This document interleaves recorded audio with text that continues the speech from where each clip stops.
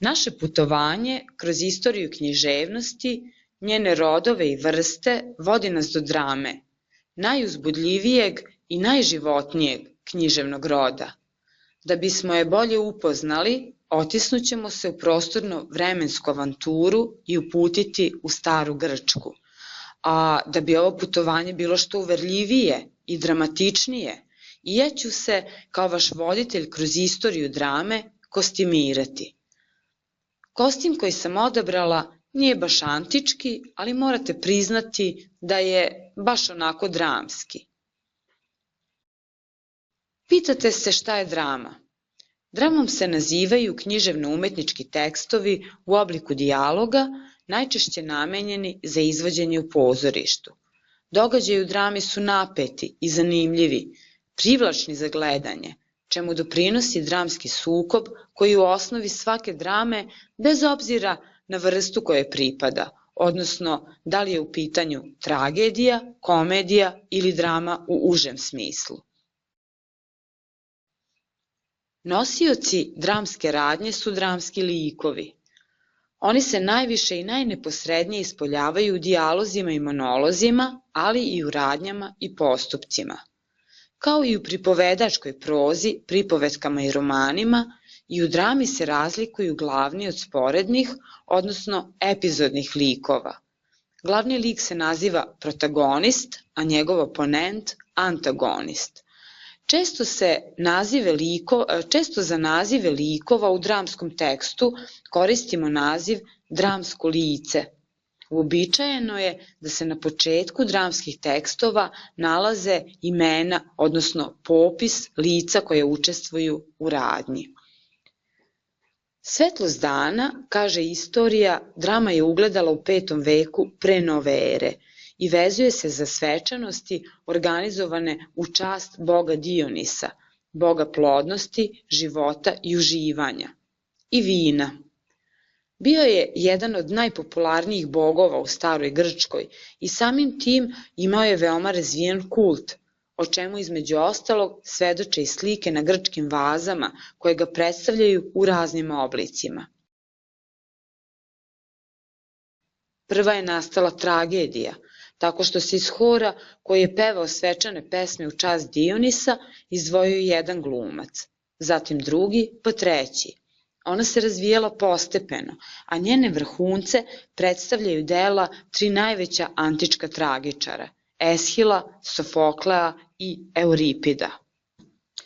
Dešavanja u tragediji odnose se na glavnog junaka, koji se naziva još i tragičan junak, koji dospeva u teške i nerazrešive životne okolnosti. Iako nevin, bez krivice, on smrtno strada. Uzroci njegovog stradanja nisu rezultat njegovih moralnih prestupa, već su uglavnom posledica neke greške, uverenja koje posjeduje ili sudbine, koja se po verovanju starih Grka nije mogla izbeći. To se zove tragična ili tragička krivica i važan je poetički element antičke tragedije. U Sofoklovoj Antigoni, na primer, tragična krivica glavne junakinje, koja je, kao i svaki tragični junak, plemenita i uzvišena, odnosno ima uzvišene ciljeve, ishodi iz njenog porekla. Iako su stari Grci teme za svoje tragedije pronalazili u istoriji, Homerovim epovima i mitovima, koji su bili svima poznati, publika je sa napetošću pratila i burno doživljavala radnju tragedije. Stradanje glavnog junaka kod njih je izazivalo katarzu, odnosno emotivno pročišćenje, kako je u svojoj poetici definisao prvi teoretičar drame, veliki grčki filozof Aristotel. Tragični junak strada, ali su kažnjeni i vinovnici njegove tragedije.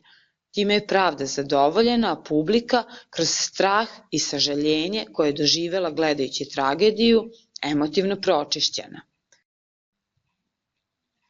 Za razliku od antičke tragedije koja obrađuje ozbiljne događaje i ljude sa velikim idejama i visokim idealima, komedija se bavi običnim ljudima i obrađuje teme iz svakodnevnog života i to na zabavan način. Stara antička komedija nastala je u isto vreme kada i tragedija, dakle na prelazu iz 6. u 5. vek pre nove ere i razvila se iz zabavnog dela posvećenog kultu boga Dionisa. Komični junak je sušta suprotnost uzvišenom tragičnom junaku i mnogo bliži sa svojim manama i moralnim padovima običnom čoveku.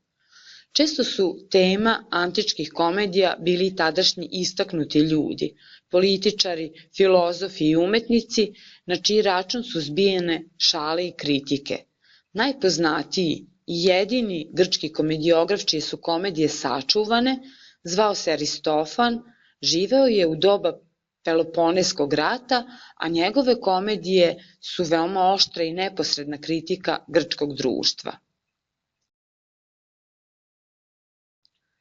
Antičke drame odigravale su se u amfiteatrima, pretečama savremenog pozorišta.